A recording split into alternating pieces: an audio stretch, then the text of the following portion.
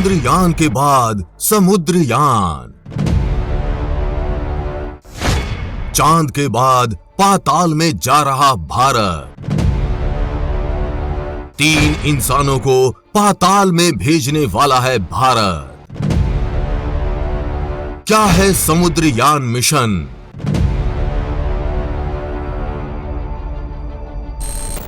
चांद को फतेह करने के बाद अब भारत पाताल के रहस्य भेदने की तैयारी में है। जी हां, भारत गहरे समुद्र की गहराई और उसके संसाधनों का पता लगाने के लिए अपना पहला मानव युक्त समुद्री मिशन शुरू करने वाला है। ये मुमकिन होने जा रहा है समुद्रयान से। इस मिशन के अंतर्गत समुद्र की गहराइयों में भारत के 3 लोग सबमरीन यानी पनडुब्बी में बैठकर पाताल लोक की खोज में निकलेंगे। इस मिशन को भारत सरकार के द्वारा हरी झंडी मिल चुकी है, जिसका प्रेस नोट आप अभी अपनी स्क्रीन पर देख सकते हैं। अगर आप पढ़ना चाहते हैं तो वीडियो रोककर पढ़ भी सकते हैं। तो आइए इस वीडियो में जानते हैं चंद्रयान मिशन के बाद ये समुद्रयान मिशन क्या है, इसमें क्या क्या होगा और साथ ही इसके पूरा हो जाने के बाद भारत को क्या हासिल होगा। आसान हिंदी भाषा में चलिए समझने का प्रयास करते हैं।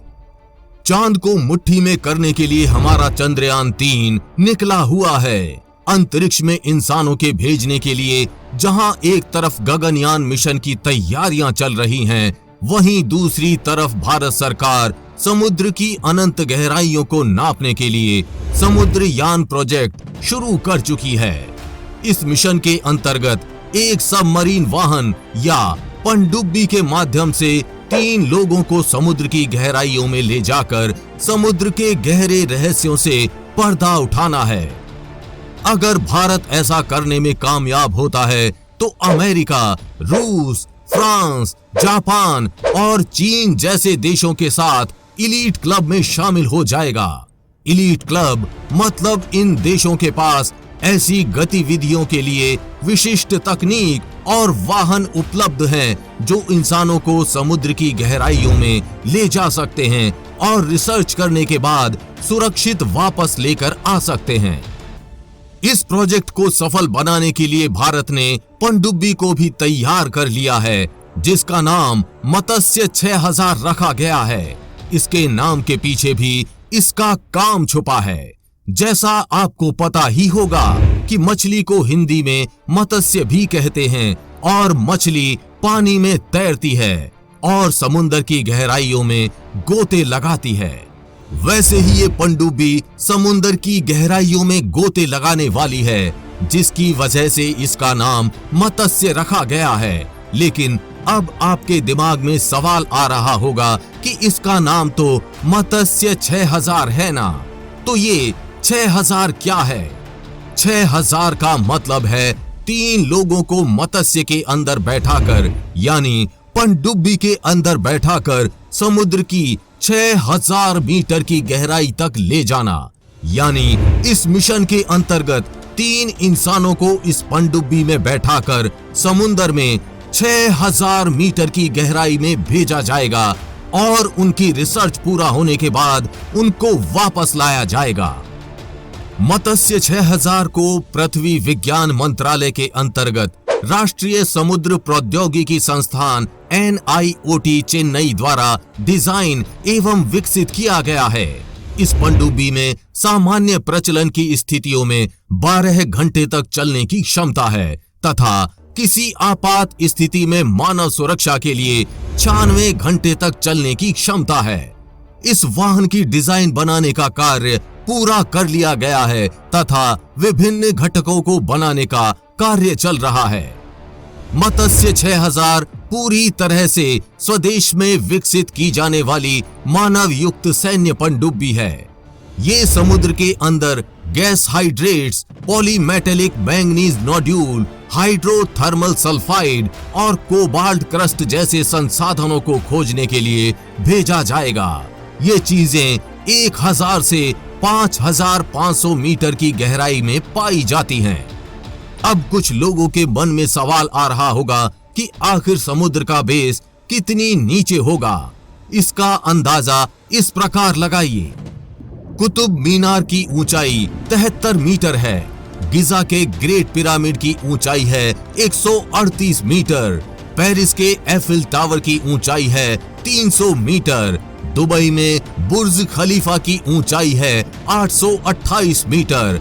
समुद्र में 1000 मीटर तक जा पाती है सूर्य की किरणें।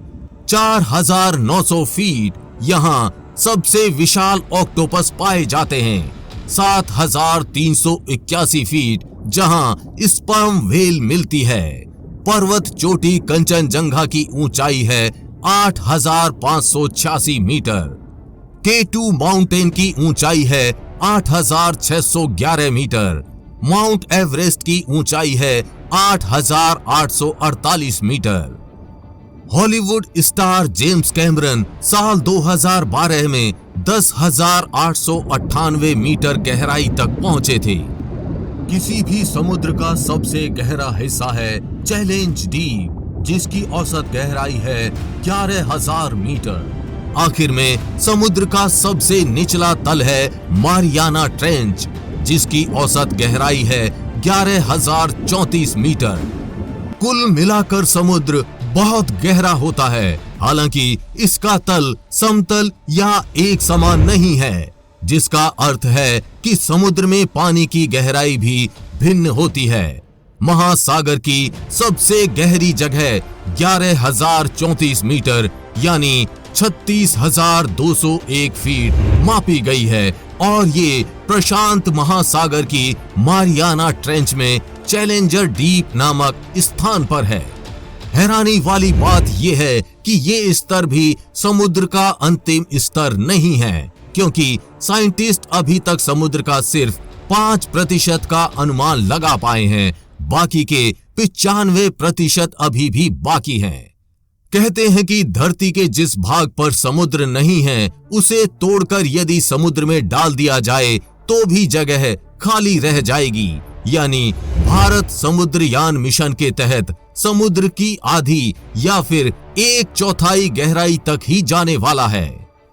इस मिशन का उद्देश्य गहरे समुद्र की खोज के लिए वैज्ञानिक सेंसर और उपकरणों के साथ समुद्र में 6000 मीटर की गहराई तक 3 मनुष्यों को ले जाने के लिए एक स्वचालित मानव पनडुब्बी विकसित करके समुद्र में दुर्लभ खनिजों की खोज और खनन करना है।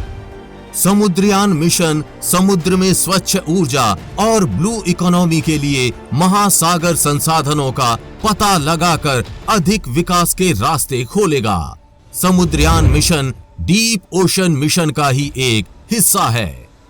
डीप ओशन यानी जैसा आपको पता ही होगा, इंसान अंतरिक्ष में जा चुका है, चांद पर झंडा फहरा चुका है, लेकिन धरती पर उपलब्ध समुद्र के बारे में 5% भी पता नहीं लगा पाया है। भारत इन्हीं रहस्यों को पता लगाने के लिए समुद्र में पाताल तक जाने वाला है। कुछ लोगों के मन में अब सवाल आ रहा होगा कि पनडुब्बी तो पहले ही समुद्र के अंदर चलती है, तो फिर भारत इसमें क्या अपना खास करने जा रहा है। तो आपको बता दें कि आधुनिक पनडुब्बियां सिर्फ 300 से 450 मीटर के आसपास समुद्र के भीतर जाती हैं और भारत 6000 मीटर तक समुद्र की गहराई में इस खास सबमरीन से जाने वाला है। ये हम सब जानते हैं कि समुद्र के नीचे छिपी हुई ब्लू व्हेल के बारे में जानना कितना जरूरी है। प्रधानमंत्री नरेंद्र मोदी ने लगातार 2 साल 2021 और 2022 में स्वतंत्रता दिवस के अपने संबोधन में डीप ओशन मिशन यानी गहन समुद्र अभियान की महत्ता का जिक्र कर रहे हैं। स्पेस के सेक्टर में सफलता पाई, वैसे ही हमें डीप सी के क्षेत्र में भी सफलता पानी है। भारत इसके लिए डीप ओशन मिशन भी चला रहा है। साथियों, साइंस जो कुछ हम इसमें भी साइंस और टेक्नोलॉजी से जुड़े सेक्टर्स पर फोकस रखा गया है। ऐसे कदमों से साइंटिफिक कम्युनिटी को बल मिलेगा, साइंस और टेक्नोलॉजी से जुड़ा इकोसिस्टम बेहतर होगा इससे इनोवेशन के लिए ज्यादा रिसोर्स जनरेट होंगे। इससे साइंस और इंडस्ट्री के बीच पार्टनरशिप का एक नया कल्चर तैयार होगा। समुद्रयान मिशन का पूरा होना भारत की वैज्ञानिक क्षमता को तो बढ़ाएगा ही, इसके अलावा ये भारत के लिए एक उपलब्धि साबित होगी जो दुनिया के अन्य देशों के सामने भारत के राष्ट्रीय सम्मान का निर्माण भी करेगा। इसके अलावा अगर भारत इस मिशन में सफल रहा तो भारत भी गहरे समुद्र और संसाधनों की खोज में विकसित देशों की श्रेणी में शामिल हो जाएगा। बता दें कि भारत से पहले कई विकसित देश इस मिशन को अंजाम दे चुके हैं, लेकिन भारत पहला ऐसा विकासशील देश होगा जो इस बड़े मिशन को अंजाम देने में कामयाब हो पाएगा।